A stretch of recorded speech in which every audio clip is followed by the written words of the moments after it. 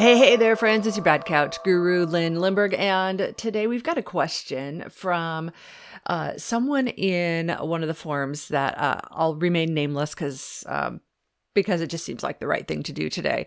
And here's their question. Does anyone else feel like a failure when they go to the gym? I'm not strong at all, and I have no clue how to use most machines.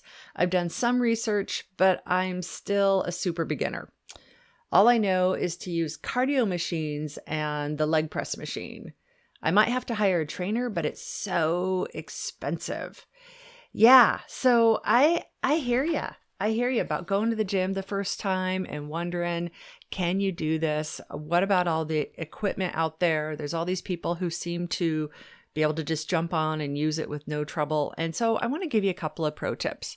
One, everybody's been there at some point in their life. And so if you're concerned about feeling like a failure, if that concern is looking at like, oh, maybe somebody's looking at me and maybe somebody's judging me, in almost all the forums I sit in, that's usually not the case at all. Usually it's just somebody's curious. They're like, oh, somebody's new. They're trying this out. Sometimes it's people who know how to use the machines. And there's this question that comes up all the time with people who know it is, do you go to somebody who doesn't know how to use it and offer to show them?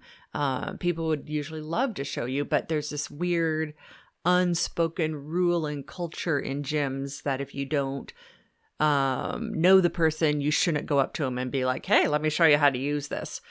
Even me in a gym, I don't go up to somebody and say, hey, it's clear you don't know what you're doing. Can I help you? Even though it would probably be great. So it's a weird cultural thing that we have in the gyms where people are kind of left alone and left on their own to figure it out. So here's a couple of pro tips for you. You asked specifically about the machines in the gym. So here's the thing. Almost every piece of gym equipment I've seen with machines, there actually is a sign on the machine that shows you how to use it. So you can actually go to it, look at that sign, read through it really carefully, and then adjust it and use the machine in a way that works for you. Now, if you are a woman, most of these machines are made originally for larger frame bodies. And so if you're a smaller woman, you're going to have to probably adjust the seats and adjust everything. And some of these machines might still be too big for you. So you'll have to make do with the best you can. The rule of thumb on these machines is you want the joint of the machine to also be at the joint of where you are naturally. And that helps get a more natural motion for you. So if you're doing, say, a bicep curl machine, you'll notice the machine itself has a joint where the weight moves. And you'll want to just adjust yourself so the joint of your body is in line with the joint of the machine. That's not all of them.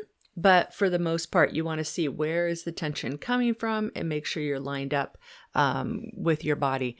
You can ask at the gym if there's somebody there who can show you around, or you can go to the gym and look at what I would do is go to the gym and just pick maybe 2 machines and have your notebook. Lots of people bring notebooks to gyms. They track their exercises.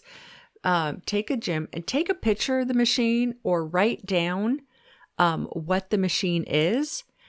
And then you can go home and go to Dr. Google, right? And Google search the machine. And I guarantee you these machines are online and there's tons and tons of tutorials. So if you really want to dial this in completely on your own, know how to use these machines completely by yourself, and you feel like you have no support, go to the gym, find one machine, take a picture of it, find out, or if your gym doesn't allow cameras, which a lot of them don't, then write down what the machine is called, and then go home, Google it, and look at videos, tutorials, and you will slowly over time be able to independently, all by yourself, learn all the machines. And I noticed you said that personal trainers are so expensive.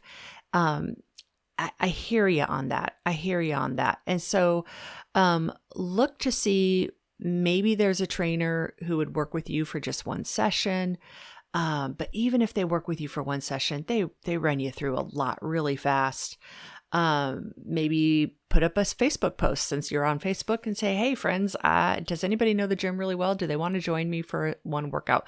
So lots of different things, but it's going to require a little bit of work. It's going to require you to be brave and ask for help, and just trust and know that people really do want to help you, probably more than you realize. So that's just a little bit to get you going on feeling a little more comfortable on the gym. For just the machines, free weights, whole nother thing. We'll do a whole series on those sometime. All right, you guys, hope you have a really great day, and we'll see you same time tomorrow. Bye-bye now. Hey, if you want to work with a personal trainer to help you get your motion up and rolling, head on over to couch2active.com, find the personal trainer section, and I would be happy and honored to help you. That's couch2active.com.